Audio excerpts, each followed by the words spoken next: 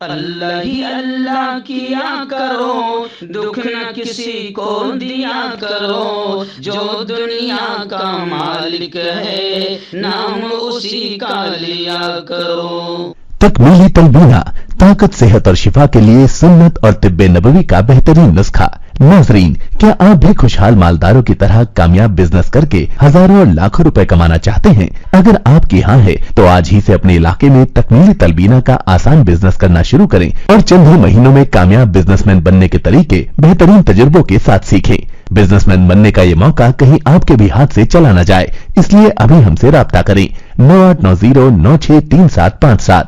तकमीली food products private limited, Malegaon, India. अस्सलामु अलैकुम वरहमतुल्लाहि वबरकातुहू। नाज़रीन, इस्तक़बाल है, स्वागत है आपका viral news live studio Jalgaon, Maharashtra, India में। मैं आपका मेज़बान मुफ्ती मोहम्मद हारून नदवी। आइए प्यारे मुल्क भारत की बहुत ही ख़ास बड़ी 10 अहम खबरों पर नज़र डालते हैं।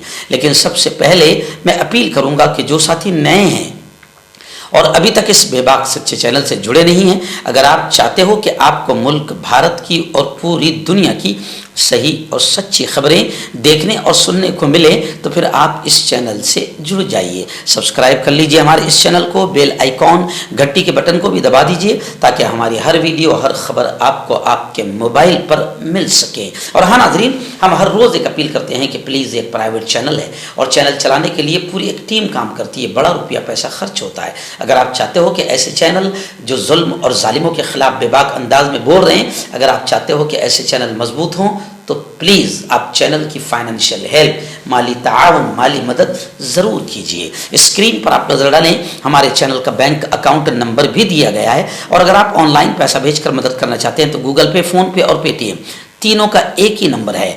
9637541786। अल्लाह ने जो भी आपको ताकत दी है उस एतबार से हर दिन या हफ्ते या महीने में एक बार ही सही 200, 500, 1000 जो भी आप मदद कर सकते हैं मदद कीजिए, चैनल को मजबूत कीजिए, हमारा साथ दीजिए। नाज़रीन, पहली बड़ी अफसोसनाक खबर इस वक्त मेरे निगाहों के सामने आ रही है, यानी मुल्क का कितना बुरा हाल नरेंद्र मोदी बीजेपी ने बना दिया है, हुकूमत ने बना दिया है कि अब लोग अपने पद्मश्री अवार्ड भी लौटा रहे हैं। पहलवान बजरंग पुनिया ने पद्मश्री लौटा दिया। इंडियन रेसलिंग फेडरेशन के नए सरबराह संजय सिंह के खिलाफ एहतजाज करते हुए मोदी के घर के बाहर अवार्ड रख दिया और कहा कि अब इस एजाज के बोझ तले मैं नहीं जी सकता। वज़ीर आज़म नरेंद्र मोदी के नाम एक लंबा खत लिखा जिसमें ब्रिजभूषण को छूट पर दुख और दर्द का भी इजहार किया। आप जानते हैं कि एक तरफ ये मक्कार गद्दार हुकूमत बेटी बचाओ का नारा लगाती है और दूसरी तरफ बेटियों के साथ दुष्कर्म करने वाले, और वो भी बेटियां वो जो इस मुल्क का नाम रोशन कर रही है और जिन्होंने इस मुल्क को बुलंदी पर पहुंचाया, ऐसी बेटियों के साथ दुष्कर्म करने वाले ब्रिजभूषण को मोदी जी ने, बीजेपी ने, केंद्र सरकार ने ऐसा माहौल बनाया कि उसे छूट मिल गई, जिस पर पहलवान काफी नाराज है और पहलवान बजरंग पुनिया ने पद्मश्री अवार्ड भी अपना लौटा दिया, जो इस मुल्क के लिए बड़ी शर्म की बात है। सोशल मीडिया पर बाकायदा वो अपना अवार्ड फुटपाथ पर मोदी के घर के सामने रख रहे हैं। वो वीडियो काफ़ी वायरल हो रहा है। वहाँ मौजूद पुलिस एहलकार उनसे ऐसा करने से रुकने की अपील भी करते दिखाई दे रहे हैं, लेकिन बजरंग पुनिया पद्मश्री अवार्ड वहाँ रख कर वापस हो जाते हैं।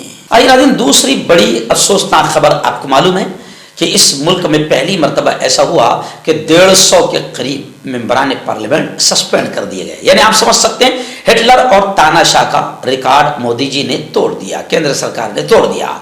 अब वही तमाम अरकान पार्लियामेंट जो सस्पेंड हुए हैं उन्होंने गुज़िश्ता कल जंतर मंतर पर जमहूरियत बचाओ एहतजाज किया, क्योंकि अब इस मुल्क में जमहूरियत और सेकुलरिज्म खत्म होता जा रहा है, बल्कि उसका मर्डर और कत्ल किया जा रहा है। तो जमहूरियत को बचाना आपके मेरे सब के लिए ज़रूरी है।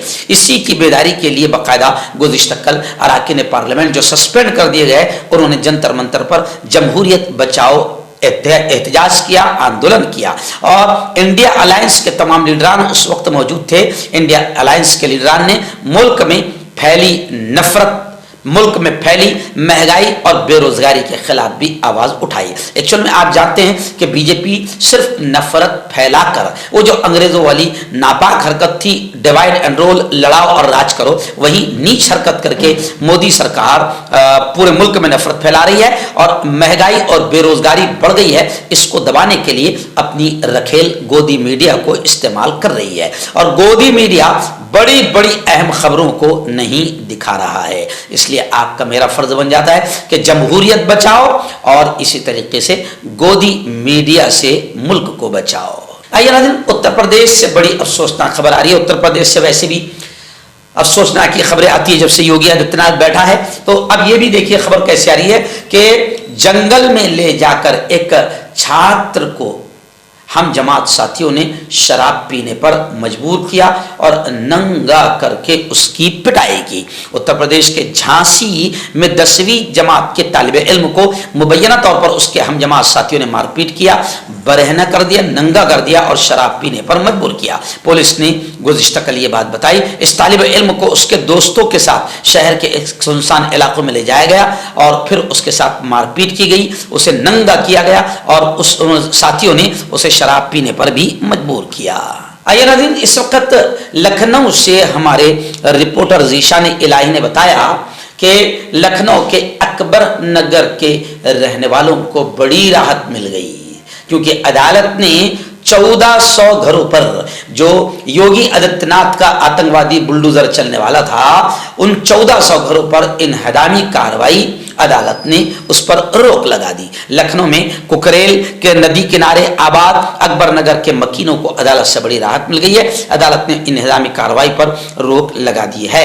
कार्रवाई से सैकड़ों गरीब लोग जो बेघर होने वाले थे वो उसे अदालत में उन्होंने रिट दाखिल की थी। जुमेरात को रिट पर समाप्त करते हुए अदालत ने कहा कि पहले उन्हें रहने के लिए जगह दी जाए, उसके बाद इनहदामी कार्रवाई की जा सकती है। अदालत ने इस मामले की समाअत 12 जनवरी तक मौखर कर दी है। मैं आपको बता दूं कि कुकरेल रिवर फ्रंट की जद में अकबर नगर, अब नाम ही से पता चल रहा है अकबर नगर के वहां जिनको ये आतंकवादी बुलडोजर योगी आदित्यनाथ का चलने वाला था, जहां पर अकबर नगर नाम से पता चल रहा है कि वहां रहने वाले कौन होंगे। और मौलाना अरशद मदनी ने भी इसका इशारा किया कि बुलडोजर जो चल रहा है वो मुसलमानों की दुकानों और मकानों पर ही खास तौर से चलाया जा रहा है।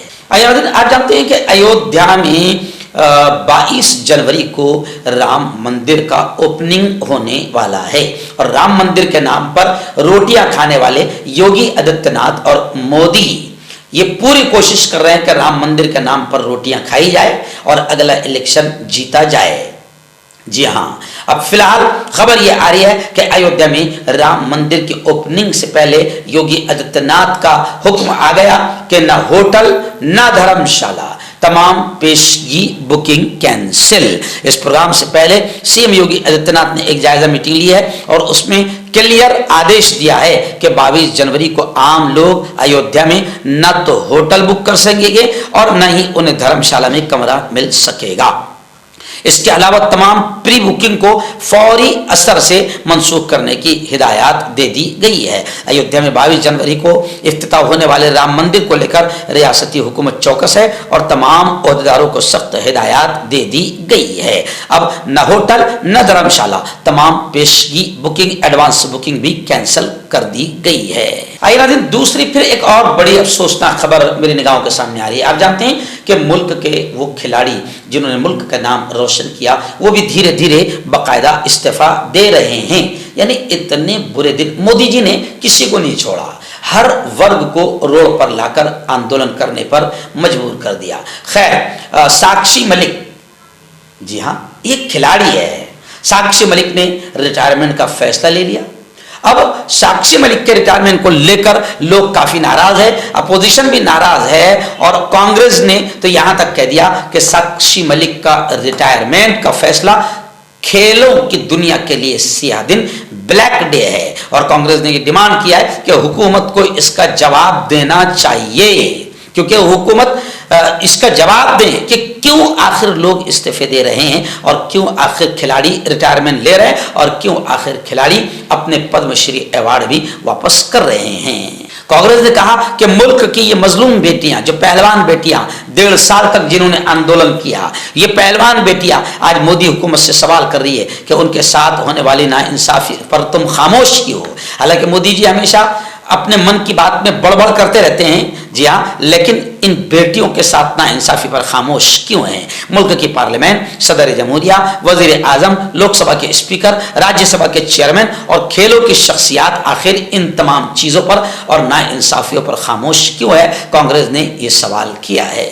आपका पर्सनल डॉक्टर शावेज सेक्सोलॉजिस्ट, किसी भी सेक्स की प्रॉब्लम को लेकर आप मुझसे कभी भी कांटेक्ट कर सकते हैं। इसके अलावा अगर आपको शुगर है, बिना अंग्रेजी दवाई, बिना परहेज के आपका शुगर खत्म हो जाता है, बवासीर, खूनी हो या मस्से वाली हो, नसों का दर्द, जोड़ों का दर्द, गठिया भाई, अभी कांटेक्ट। नाज़रीन, महाराष्ट्र के पूना से बड़ी खबर आ रही है कि पूना यूनिवर्सिटी के MBA एग्जाम का पर्चा लीक हो गया। इम्तिहान का पर्चा MBA का लीक हो गया। न्यूज पोर्टल से मिली खबर के मुताबिक तालीम का गहवारा और तालीम का मरकज कहलाए जाने वाले पुणे से बड़ी अफसोसनाक खबर सामने आ रही है कि पुणे यूनिवर्सिटी के MBA इम्तिहान के पेपर लीक होने से हलचल मच गई है।